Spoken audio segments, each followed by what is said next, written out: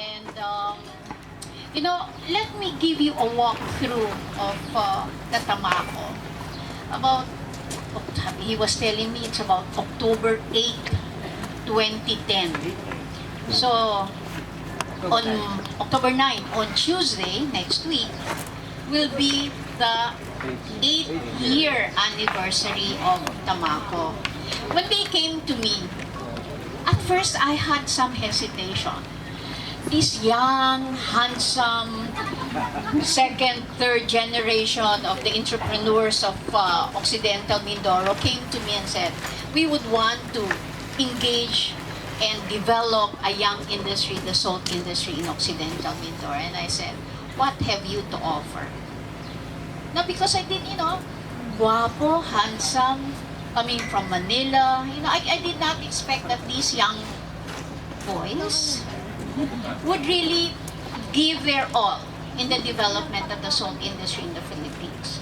So they said, okay, I was a governor then, Governor Menjola was my vice governor, and said, okay, let's hold their hands and let's travel together in their journey in making a young industry to be developed in the province.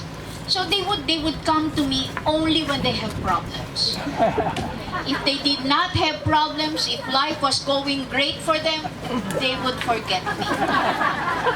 I would remember, Oh yes, right. So because they became very successful in the production, so they entered into bidding for the supply of salt to the Philippine Coconut Authority. And when they would not get what they want from the national agency, they would come knocking on my door, even at the unholy hour of the night. And I would say, you have to come with us to Manila because the bidding has become unfair, because the terms and conditions being imposed on us are not just and equitable. So poor me, their mother, and their comrade, whenever they have problems, would go to Manila and quarrel. I would even,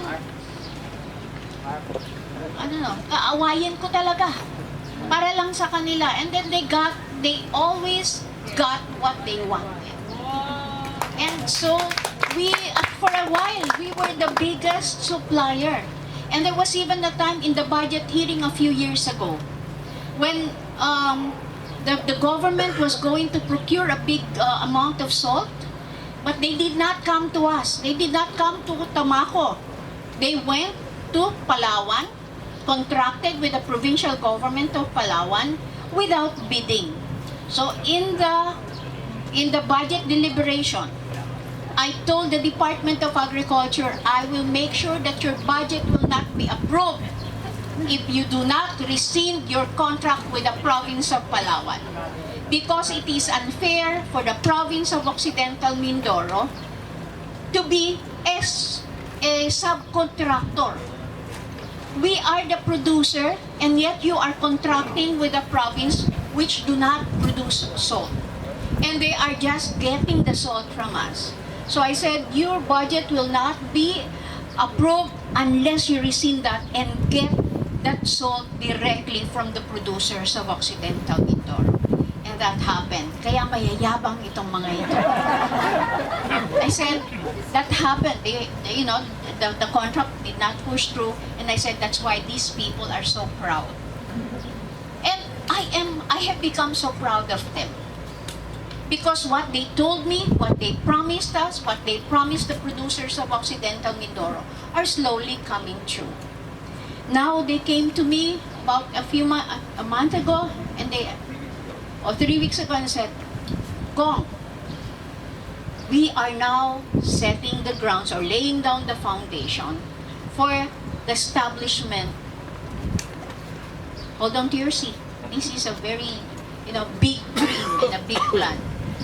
We are going to lay down the foundation for the establishment of a salt research institute. Big deal. But it's not, on second thoughts, it's not big deal at all. With Ma'am Jenna, USA, with Jerry Rojas, with TOST, with DTI, with everybody, then I think that will come into a fruition. And we will do it. Because it's about time. I remember when we were just starting, nobody would take the salt industry under its umbrella. No government, no national government agency would recognize the salt industry. We went around knocking on the doors of all the agencies and departments. Please take us in, because we needed an agency to help us, to fund our programs. But they said, we went to DA, said, no, it's not under DA. We went to DOH, yes, but only for salt iodization. We went to DSC and said, no, we're just research. We went to DTI, no, you're not under us. So finally, we went back and we were taken in by the Department of Agriculture. But they did not, sorry, no more. No more na. No, but, and then we found the Jerry Rojas Foundation. We found you, and you found us. And so this is a great partnership that, as you said in your speech, this would show us what we can do. This would show us that we can rise from poverty. When we started in the governance of the province was a fourth-class province. You couldn't even see a paved road in this province. But now we are very proud to say, and we are proud to inform you, that practically all our national highways are paved. And we are now even widening to comply with international standards. Because we have come to see what we can do on our own and with your help. That's why we're here. And I'm very happy that you're here. Because the dreams and aspirations of these young people, you have given us, my favorite song, you have given the wind beneath their wings. And they will never let you down. I've seen it and I can vouch for them. Because if they do not do that, then they will have to answer to me. See, and the governor too. So again, I will not really have a long speech. I should not be delivering a speech here, but I just want to make you feel that you have given opportunity to Tamaco. And through Tamaco, you have reached our poor salt producers. And you have made a lot of difference in their lives. So, I hope, eto na, I hope this will not be the first and the last of our partnership. I hope this will just be a beginning of more undertakings, joint undertakings. And as I've said, these young men and young people will never let you down. Because they owe it to themselves, they owe it to our people, and they owe it to our province. And this, the first in the country, the first in the country, will,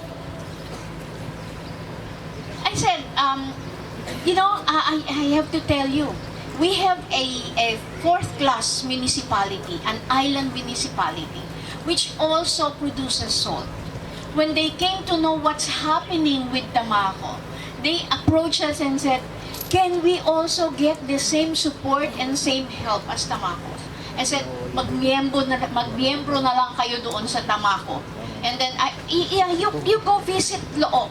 Look is a very small municipality, but full of potential.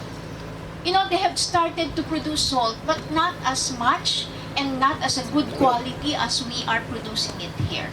But, it is, I'm saying this because I would just want you to know that because of what they're doing and what they have achieved, some communities are also beginning to see that there is future in salt production.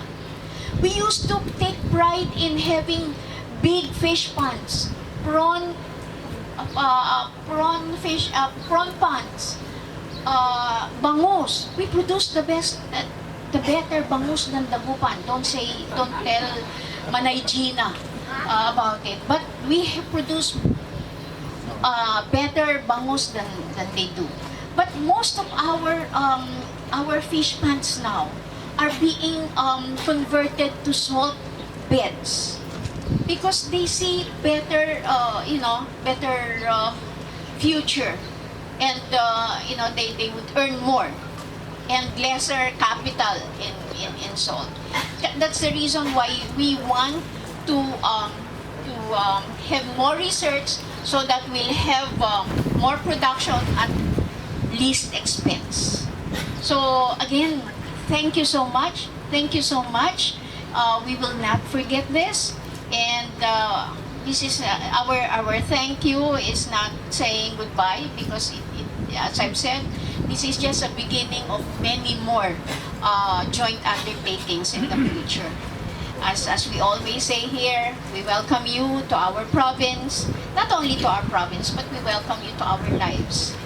We welcome you to our hearts and to our future, because our future, the success of our future, I think is also the success of yours. So thank you so much at magandang umaga po sa inyong lahat. Again, we would want to see you here every month.